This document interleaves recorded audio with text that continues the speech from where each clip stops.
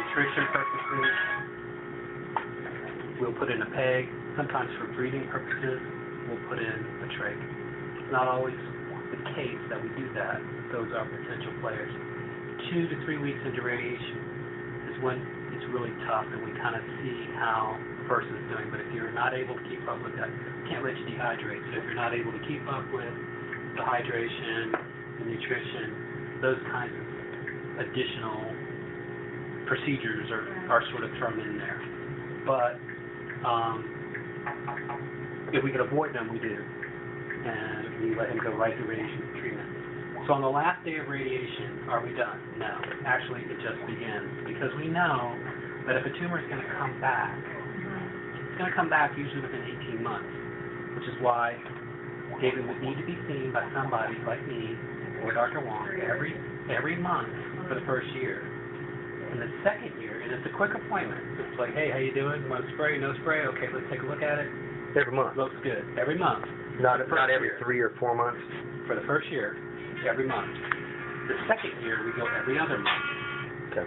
Third year, every third month. So in the third year, there's only 4 visits. No, we had a hard time trying to get anybody to see my wife, and it was like every 3 or 4 months before she's ever able to get in for much of anything. Right. Right. We know about that. I mean, it just kills me how we are. We're micromanaged by the healthcare situation, the insurance industry. I understand. But one of the values of having entry into the TLC clinic is I get to go there every month. I'm protected to go there every month, and you can be one of my patients that I see every month.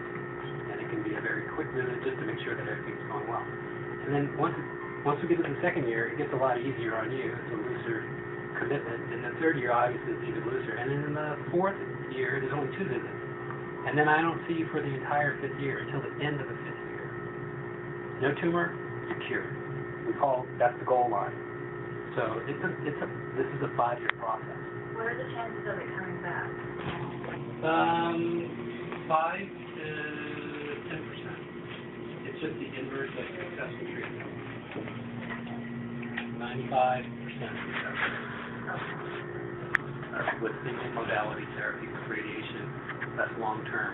And with the addition of chemotherapy agents and the newer radiation techniques, the doctors feel even better about their statistics. That 95% statistic, that's an old statistic. That's old. That's what I was taught. Okay. That would be textbooks that I read that was published in the 70s and 80s. So now it's probably... Right. It's probably, right. But we can't, they don't revise them that often. They only revise them like every 30 years. Well, it takes that long to move the mountain of people that they use to get the 85 to 95. Politics.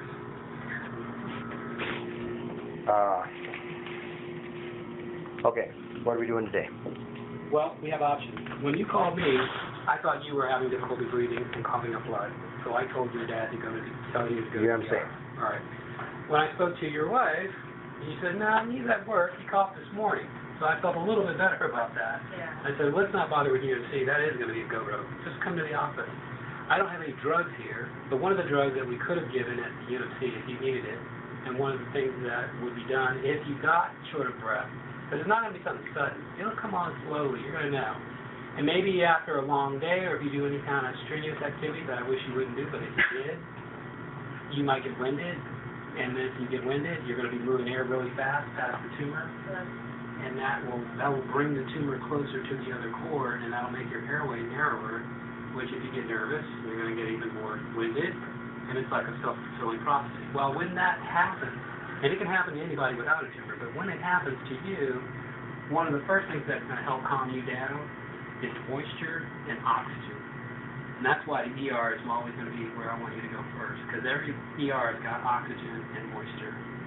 Then, the second thing that is very potent is the steroid. The steroid will get into all of your tissues, and it'll just take the water out of it. It'll shrink it down, and it'll make your breathing a lot easier. But I don't want to do that to you willy-nilly. I only want to do it if you need it. So, let's take a look now, if you don't mind. We'll just take a quick look again. And we should basically see what we have in the picture today, or yesterday. So we're looking to look at this view. We can do a comparison to see how it looks today. Okay. All right? So, a little numbing medicine in order? Okay. Video. And then we'll do a TV hookup. And then, of course, I know you're working. I know you're at Ahern. What I didn't go over was maybe the value of limited duty. I can write for limited duty, you know, so that you're not doing, I mean, how was this morning? Were you able to, it's a little rough, right? So maybe you wouldn't want to do more than, say, 4 hours of a typical 8-hour shift, or, you know, 2 hours outside. You'd have to basically write down, for me, what you think is a reasonable amount of what you should be doing. And then I can make that a legal workman's restriction. And that just, you know, that lets you continue to work and make money, but at the same time not throw yourself into some sort of situation where you're, you know, struggling to breathe.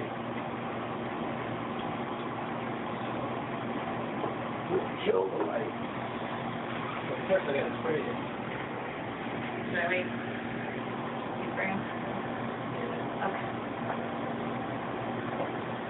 You got video? When I look at you with the scope, does it hurt your nose at all? No. You want to try without the spray? Okay, let's try without the spray. He said when you did it was fine, and when the girl did it was a little different. So that has a lot to do with just experience that she's learning. Yeah, no, we knew that. She was very upset that she couldn't be with David yesterday, and that was partly just the system fault. You want to see it?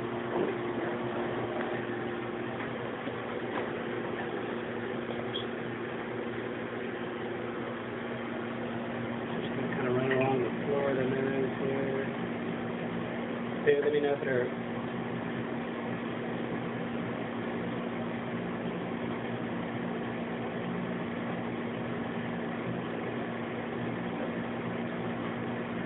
It hurts? Hurting? Okay. Make your eyes water too. All right, let's try some spray.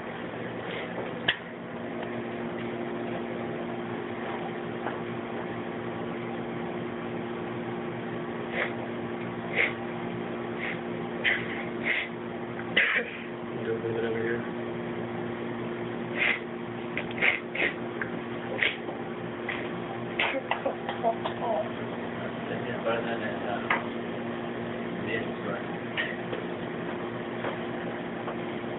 Yeah, there's lidocaine and basically aspirin.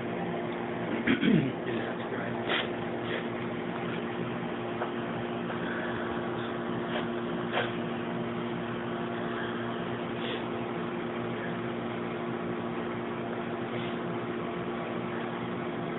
Let's try the other side first.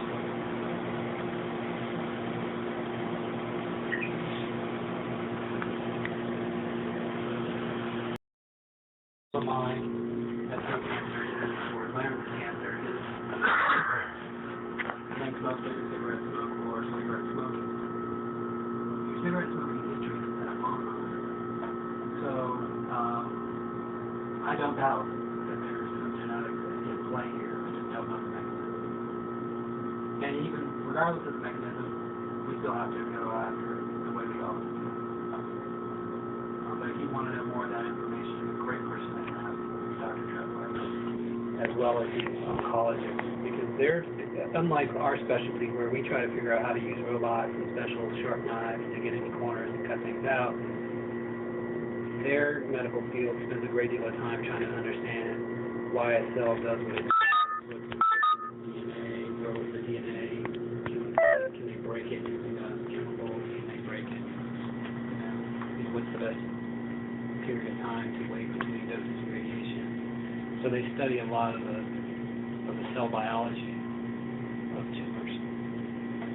We do too. We get quizzed on it. We test each other about it, but really it's superficial knowledge.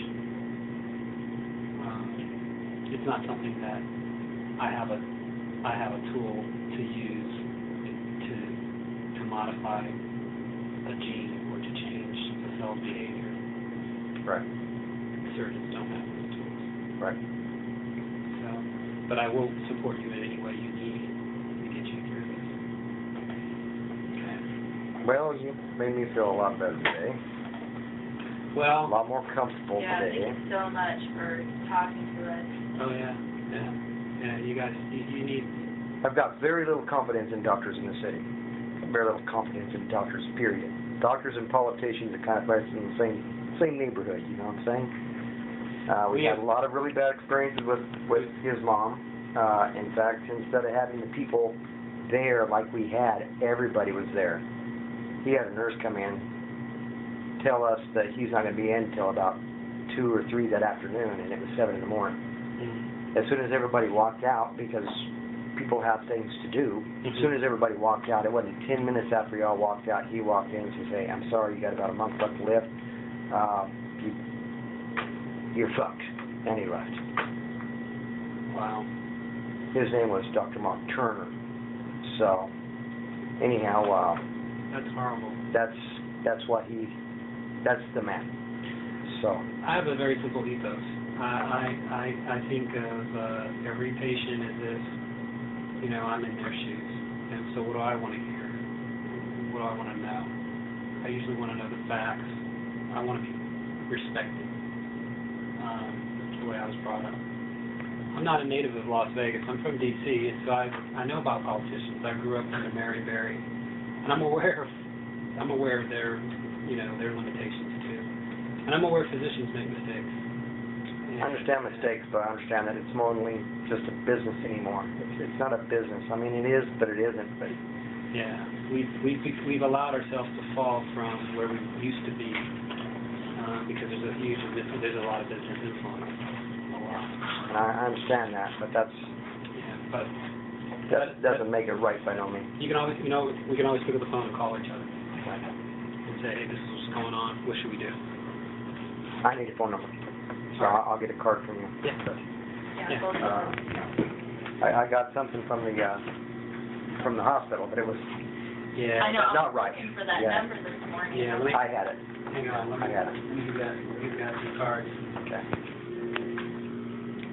Now it has made me feel a whole lot better about him. Okay. I thought it was very far along because of how it's spreading, Yeah. but that's good. Well, he said he didn't say spreading. He said growing. So. Okay. But